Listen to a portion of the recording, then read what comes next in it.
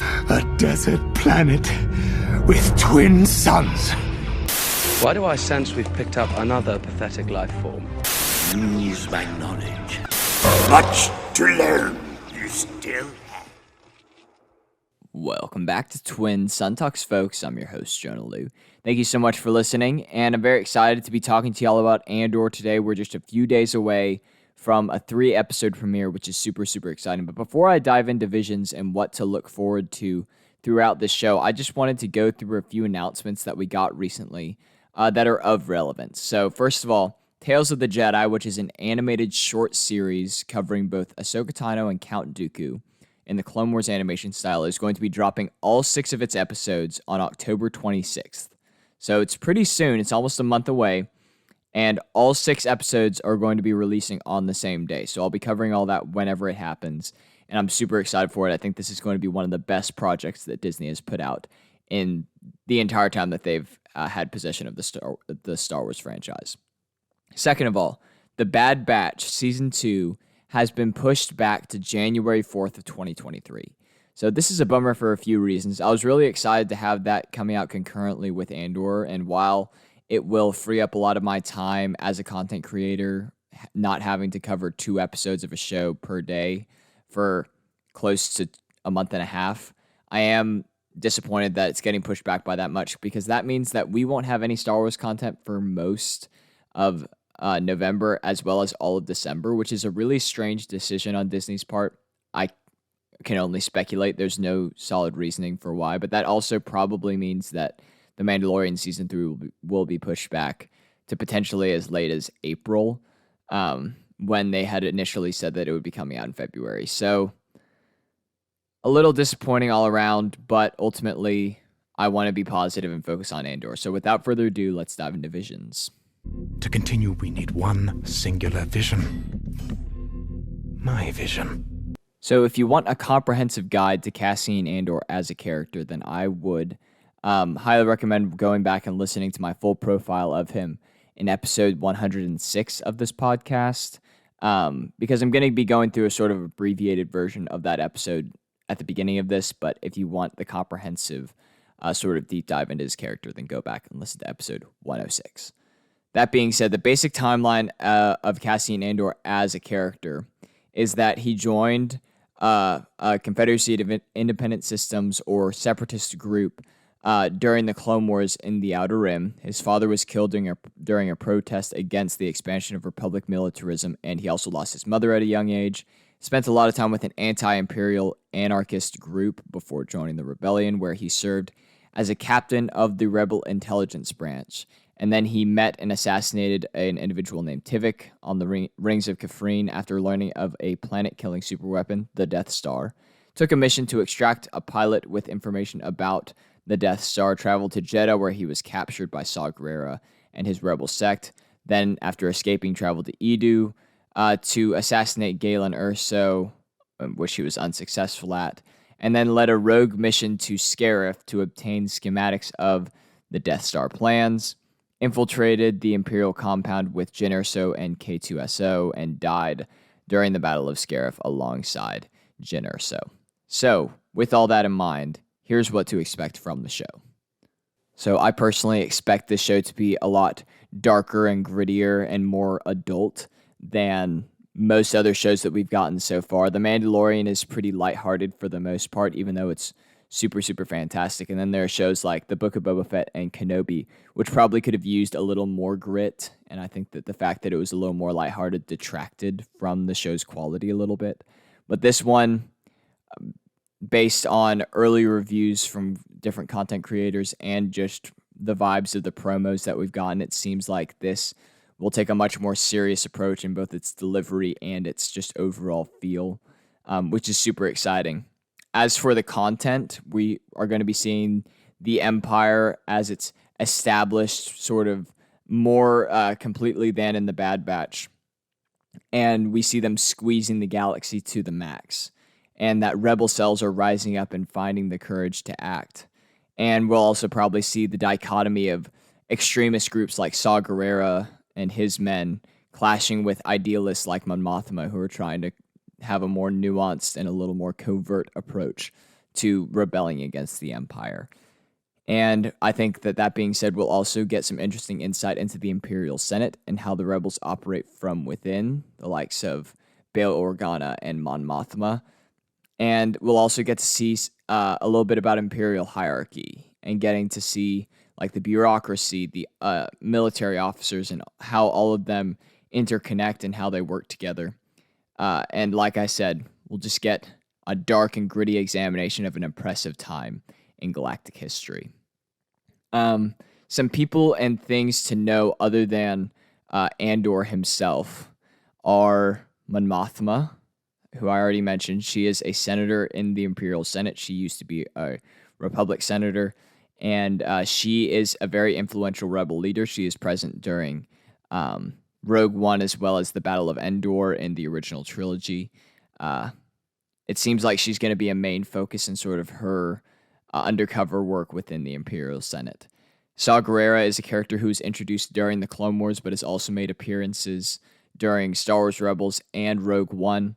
He's been shown in the promotional material, and it seems like he will have a lot to do with sort of providing that extremist perspective for the Rebels. And he was always known for being very radical in his approach to dealing with the Empire, which the likes of Mon Mothma did not agree with. K2SO, I'm not sure if he's going to come into play during this season. That being said, Andor has been greenlit for a second season already, so we have that to look forward to next year. But K2SO is the reprogrammed Imperial security droid that becomes one of Andor's closest companions and allies. I'm not entirely sure if he will be introduced during this season or if that will be next season. Alan Tudyk, who plays him, is currently on the casting list, so I would assume that he might come into play later in the show. But unclear. I love K2SO. He's one of my favorite droids in Star Wars, so I hope that we do get to see a good amount of him in the show. Clone Troopers. Now, this is really interesting because this is obviously set during the Imperial era, but there have been Phase 2 Clone Troopers shown in the trailers and promotional materials. So that makes me think that it's going to be one of two things. Either we're going to have flashbacks to when Cassian was younger, and it's going to be during the Clone Wars days, and kind of get that separatist viewpoint from his family who were opposed to the Republic and their military expansion. Or we're early enough in the Imperial era that they haven't completely phased out clone troopers yet, and these are just remaining clones that haven't been completely converted to stormtroopers at that point. Either way, it's pretty interesting. There are some other scenes that make it look like it's either some sort of prison breakout or maybe some sort of clone uprising. The uniforms that they're wearing look a lot like clone fatigues. I don't know. It's unclear, but it's super interesting. A couple other characters that are new, or at least they're new to me, include Stellan Skarsgard's character Luthen Rael, I think is how you pronounce it, who seems to be one of the main characters and sort of responsible for recruiting Cassian to the rebel cause. We also have Adria Ajorna's character, Bix Colleen. It's unclear what part she'll play, but she seems to be pretty prominent within the promotional material as well. And then we have Denise Go, who is Deidre Miro, who seems to be the main Imperial antagonist, at least, like I said, in the promotional material. So she's a blonde woman. Yeah, not a lot of information about those characters because we haven't seen them before. They're new to this show, but exciting nonetheless, and I felt like I should at least mention them.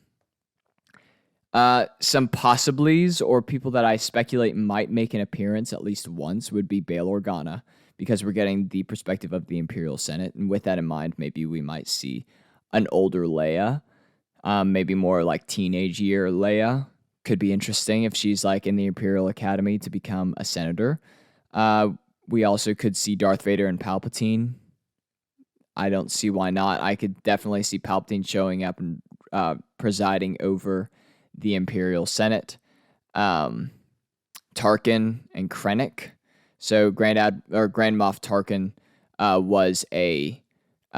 was probably one of the top ranking military officials and government officials within the Empire. Obviously, he presided over the Death Star during A New Hope. And Director Krennic was the one who was in charge of the Death Star creation. So both of them could make an appearance. Krennic was the main villain in Rogue One, so that's why I think that he might be involved at least a little bit.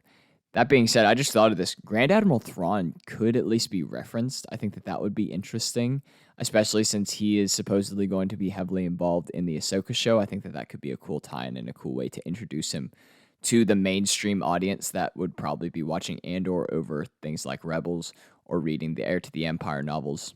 Could be interesting. Just thought of that. It wasn't actually on my list, but keep an eye out for that. It could happen. And lastly, there are two more. We could see some more Inquisitors. I kind of hope we don't. I kind of want to keep the Force users to a minimum in this show, and it also wouldn't make too much sense since Cassian's not a Jedi for the Inquisitors to be involved because their main thing is hunting down Jedi. So that one doesn't make as much sense. But that being said, Cal Kestis is also a player that could show up during this time period. He's the main protagonist of the Jedi Fallen Order game. Fan favorite that we haven't seen on screen yet outside of the video game. So the time period matches up well. He definitely could be involved, but I wouldn't necessarily get your hopes up too high because this show doesn't seem like the type to have many super significant cameos. But that being said, that's about all that I have. It's honestly pretty exciting because I feel like I don't have too much to go off of with the show. I'm going in pretty fresh. So I'm excited by that. I wish that I had more to tell y'all, but y'all are going to be experiencing it along with me for the first time. So that being said, this coming Wednesday, September 21st, we're going to get 3 episodes. So it's going to be a long day. It's going to be a hefty day. I'm going to review all 3 of them. So get excited about that. But yeah, it's going to be a really great show. We got 12 episodes. It's going to take us into November. It's super, super exciting, and I can't wait to experience it with y'all. So that being said, this wouldn't be a proper episode if I didn't leave you with just a little bit more.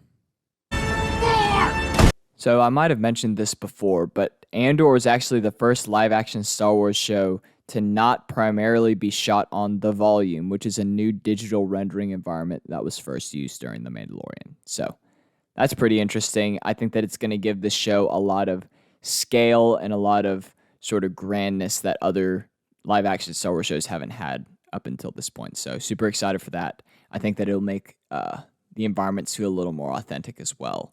So all that's super exciting. I'm really excited for this show. I can't wait to be covering it and get excited about it with y'all. And so, yeah, get excited for Wednesday because we're going to be having a lot of reviews and breakdowns coming up. So get excited. That being said, follow us on Instagram at Twin Sun Talks and make sure to subscribe to us on YouTube, Twin Sun Talks Podcast, and listen wherever you get your podcast by searching Twin Sun Talks. That being said, you've taken your first steps into a larger world. May the Force be with you, and I will see y'all in the next episode. Bye, friends.